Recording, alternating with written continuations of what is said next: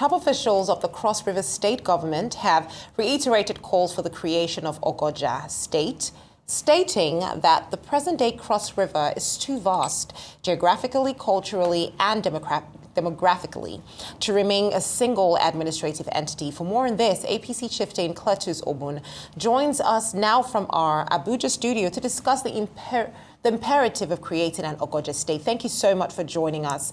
Now, this is definitely what is a very, very pertinent issue, the creation of an entirely new state. Would you give us a very simple overview of why this is entirely important and why this state needs to be created at this time? Yes, thank you for giving me this opportunity to espouse the very concept and idea of an Ogoja state, which is long overdue, being one, if not the only province that is yet to be made a state in Nigeria. The history of state creation in Nigeria from 1967 to date, from the creation and by referendum of the Midwestern state to our present condition, Ogoja state has suffered the most injustice in spite of its huge contributions to the Nigerian state. Remember and recall that all the provinces have all become states and some have been subdivided into two states.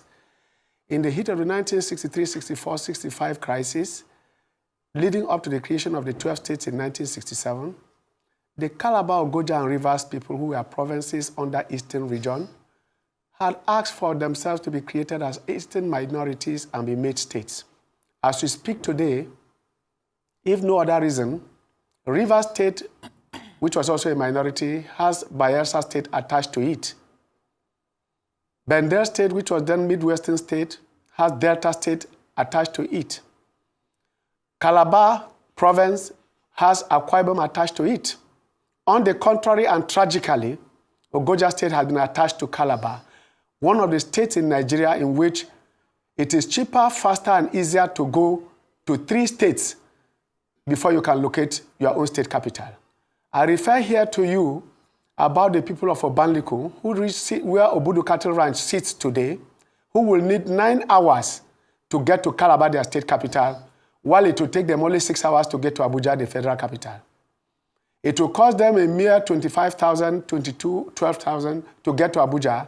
It will take them nearly 30,000 to get to their state capital. I also refer you also the historical antecedents of what we know today as Ogoja province. Afikpo and Abakaliki were divisions, what today you call local government, other Ogoja province. Today, Afikpo and Abakaliki as local governments or divisions as they were at that time are now a state. And Ogoja, their provincial headquarters, is still struggling to be a suburban area in terms of development and all.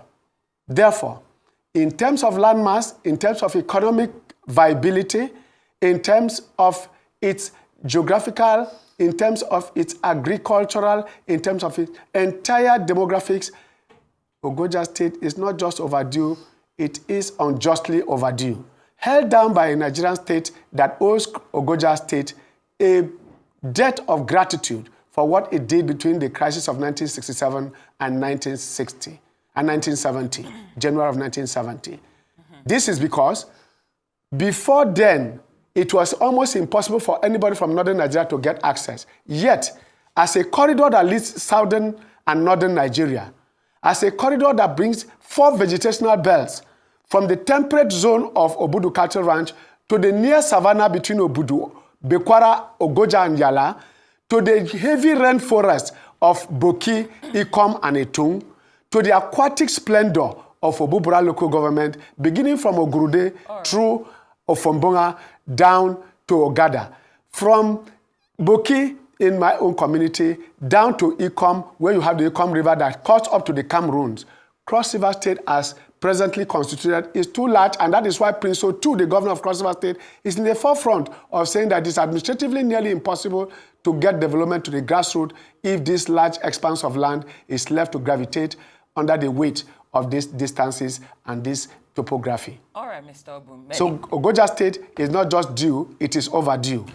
We've noted your point. You've spoken very passionately about this cause, and it shows where you stand, which is clear. We respect that. You mentioned Cross River.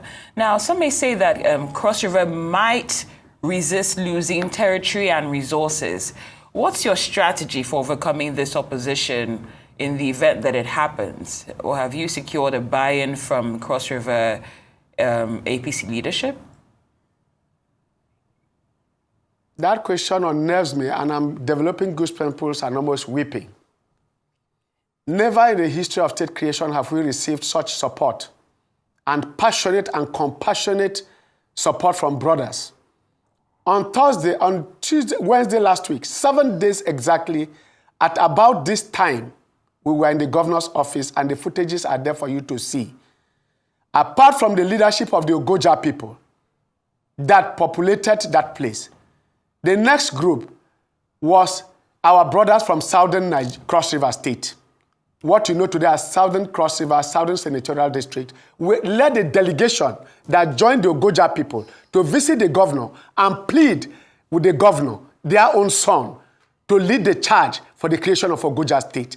At no time in the history of the creation of state, even the creation of Akwa Ibom State, received so much turbulence that it was almost a warfare. But today, everybody in Cross River, even the old Ogoja province, which houses today Ogoja Diocese, has the Yako and Abi local governments joining the 7 local governments of the south of Biase, Akankpa, Odukani, Akpabio, Calabar South Calabar Municipality, and Bakassi local government. 9 of them. There are 18 local governments in Cross River. With the creation and extension of today's Ogoja, you are going to have 9 local governments in the old Cross River and Ogoja State carrying the other 9.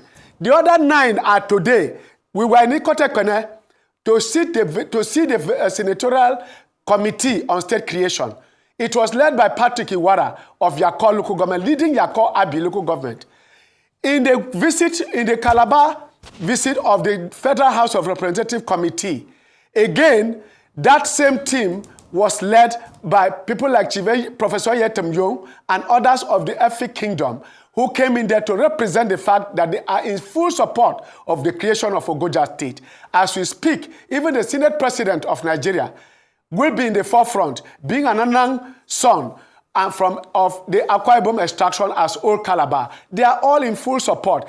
Everybody is in tandem that Ogoja has been unduly and unjustly treated by the Nigerian state. And if no other state can be created, let Ogoja province, being the only province left of all the old provinces in Nigeria, not in southern Nigeria, in Nigeria, even the Jebus will cry for Ogoja State. So I can tell you that by sheer landmass, Cross River, the present Cross River State will lose nothing. Instead, it will gain much. Indeed, Ogoja State will not need a drop of oil money. We will only get it as a statutory allocation to us.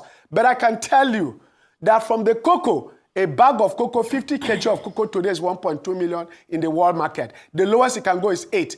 The biggest yams in Cross River State and southern Nigeria come from that area. The largest plantations of pineapple and bananas and plantations, the last rainforest, and indeed the most endangered species in terms of ecotourism is in Boki local government and Akankpa, which houses Cross River National Park that is held by the National Park Authorities of Nigeria.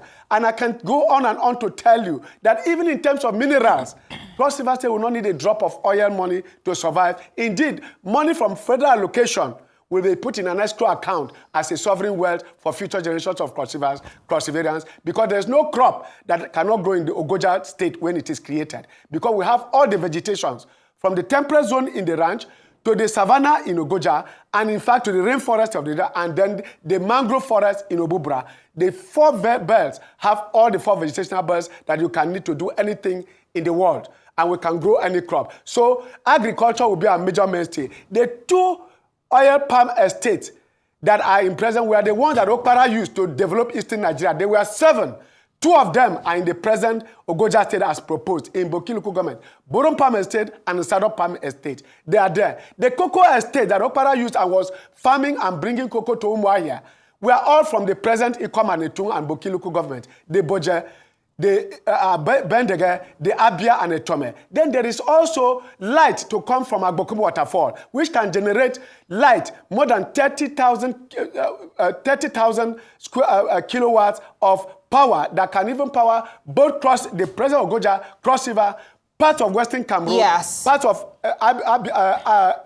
Imo State, Yes, Mr. Cletus. what we call Ebonyi State, and even Benue State. We can power them in terms of power. I like the fact that you've highlighted every single thing that, Ogoja can do if given a chance. And, I think that this is definitely a worthy cause. And definitely, we're so glad that you could come on the show today to share these very, very pertinent thoughts on this very important issue. But we have to say thank you so much for your time.